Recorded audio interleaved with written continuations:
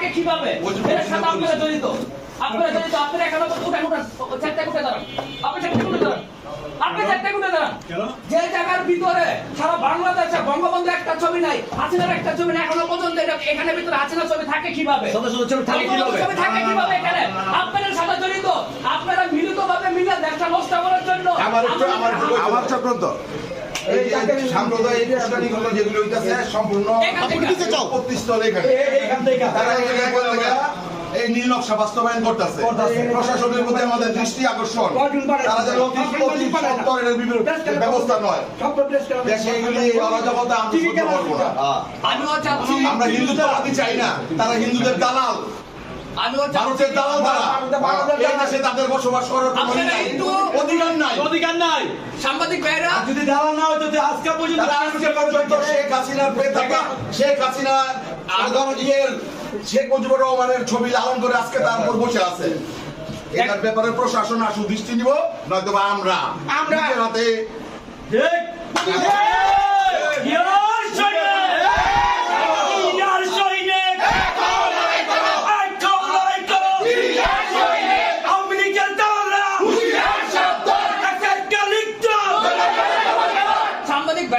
আপনাদের সাথে আমি একটা কথা বলবো। আমরা সকালে যে সময় পাপ্পু ভাই আমরা ওখানে বসে চা খাচ্ছি, আমরা দেখছি যে 3 সাপ 25 সাপ এখানে আসছে, এসে চলে গেছে। যে সময় আমরা খবর পেয়ে এখানে আসলাম, আমরা এখানে ঢুকছি, ঢুকার পরে তাদের সাথে কথা বলছি, তারা আমাদের ঢুকতে দিচ্ছে না। তারপরে ঢুকার পরে আমি যে সময় ঢুকার পরে দেখলাম এখানের ভিতরে এখনো পর্যন্ত শেখ মুজিবুরের ছবি, হাসিনার ছবি, সরেছে হাসিনার ছবি এখনো পর্যন্ত প্রতিটা দেওয়ালে লাগানো।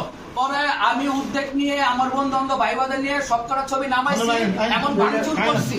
এখনো পর্যন্ত এখানে বঙ্গবন্ধুর ছবি, হাসিনার ছবি থাকে কিভাবে? দেখেন, আমরা এটা প্রশাসনের কাছে দৃষ্টি আকর্ষণ করতেছি যে এটা সুন্দরভাবে একটা বিচারের আওতা না হোক। আর যারা এখানে মুক্তিযোদ্ধার সাইনবোর্ড লাগায় বসে আছে তারা কিন্তু এই দেশের নাগরিক পরিচয় দিচ্ছে, তারা এই দেশের নাগরিক না, তারা হচ্ছে হাসিনা দূষর, তারা হচ্ছে আওয়ামী লীগের দালাল, তারা হচ্ছে ইন্ডিয়ার দালাল।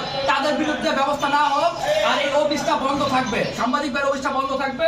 আর এখানে যে পরিচয় দিচ্ছে সে কমান্ডার, সে কিন্তু হাসিনা দালাল।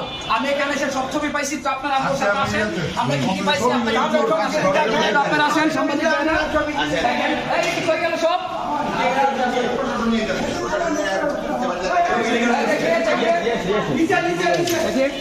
আপনারা একটু নিচে ভিডিওটা দেখেন সাংবাদিক ভাইরা, দেখেন এখানে পর্যন্ত কিভাবে থাকে। আমি হুমায়ুন বলছি, বঙ্গ থানা যুব দলের সাংগঠনিক সম্পাদক থেকে। আমি সব ভাঙচুর করছি, এখনো পর্যন্ত থাকে কিভাবে? এখানে মতো বঙ্গবন্ধু ছবি সব এখানে ভিতরে আছে, আর আমি তো না করছিলাম দাওয়ার ভিতরে সব লাগানো ছিল। কিভাবে থাকে আমরা উদ্যোগ নিয়ে এসে ভাঙচুর করে নামাইছি। দেখেন এখনো পর্যন্ত দাঁড়াও থাকে কিভাবে? কিভাবে থাকে বাংলাদেশে সব নাই এখনো কিভাবে থাকে এটি সব কিভাবে থাকে এটি সবাই সামনে নামাইছি, সকলে ভাঙচুর করছি কিভাবে এখনো পর্যন্ত এখন পর্যন্ত আর অফিস বলে এখন আপনি তো বন্দর থানা যুব দলের সাংগঠনিক সম্পাদক, আপনার নামটা? মোহাম্মদ হুমায়ুন কবির। আজকে আপনারা এখানে আসছেন কি উদ্দেশ্যে এবং কি পেলেন? আমরা যে সময় ওখানে বসে স্থানে কথা বলতেছি, আমি পাপ্পু ভাই, আমরা সব এককভাবে বসে কথা বলতেছি। আমরা দেখলাম যে এখানে আপনার যে ওসি সাহেব আসছে, আসার পর চলে গেছে। আমরা ভাবছি যে আমাদের এলাকায় হয়তো বা কোনো কিছু হচ্ছে কিনা, ওসি সাহেব আমরা কথা বলতে আসবো। ওসি সাহেবকে কথা বলছি, ওসি সাহেব চলে গেছে। তো আমরা গোপন সূত্রে খবর পাইলাম যে এখানে বসে মিটিং হচ্ছে। তো এই সময় আমরা ভিতরে ঢুকতে চাই, আমাকে মুক্তিযোদ্ধা ঢুকতে দিচ্ছে না। আর আমরা জোরজবরদস্তিভাবে ঢোকার পরে দেখি যে দেওয়ালের ভিতরে অসংখ্য হাসিনার ছবি, বঙ্গবন্ধু ছবি ঝুলানো।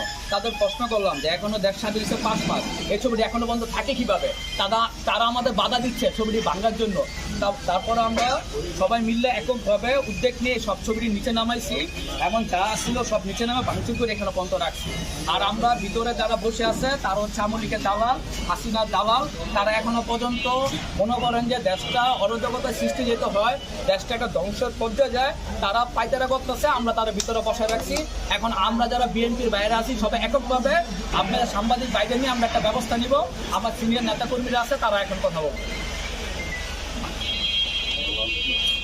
আসলে এই জিনিসটা এখন তো সারা বাংলাদেশে একটা ষড়যন্ত্র। আমাদের হিন্দু ভাইয়েরা যারা যারা আছে তারা নিরাপদ আছে, অথচ একটা পার্শ্ববর্তী দেশ এই সরকারকে এবং তারেক জিয়াকে সমালোচনা করার জন্য বিশ্বের কাছে ভাবমূর্তি বাংলাদেশে নষ্ট করার জন্য একটি চক্রান্ত হচ্ছে। সেই চক্রান্তের একটি অংশ হচ্ছে আজকের এই মুক্তিযোদ্ধা, তথাকথিত মুক্তিযোদ্ধাদের মিটিং। এই মিটিং এর মাধ্যমে তারা এই অত্র অঞ্চলে কিন্তু হিন্দু অধ্যুষিত লোক আছে, ইসকন আছে, এবং এই ইসকনদের নিয়ে একটা আমার মনে হয় এখানে বড় একটা ষড়যন্ত্র এই জায়গায় হচ্ছে। আমি আমার ঊর্ধ্বতন যারা নেতা আছে তাদেরকে অবগত করেছি। বাকি বিষয়টা তাদের উপরে সিদ্ধান্তের উপর আমরা সিদ্ধান্ত নেব। এখনো শুনছি তারা এই জায়গায় আছে। দেশের এই পরিস্থিতিতে এখন তাদের সিদ্ধান্তের উপরে অতি সভা আসছে, অতি সভার সাথে আমি কথা বলবো। তিনি এই ব্যাপারটা কতটুকু অবগত আছে, পিওনো সভা আসছিল, কথা বলতেছি। এবং এই ব্যাপারে আপনাদেরও সাংবাদিক যারা আছেন তাদেরকেও সহযোগিতা কামনা করতেছি। আসলে সত্য জিনিসটা উদ্বোধন করা দরকার। বাংলাদেশে কোনো একটা হিন্দু সম্প্রদায়ের উপর কোনো নির্যাতন হয় নাই, অথচ ভারতীয় মিডিয়া করলে দেখা যায় যে খুব খারাপ অবস্থা।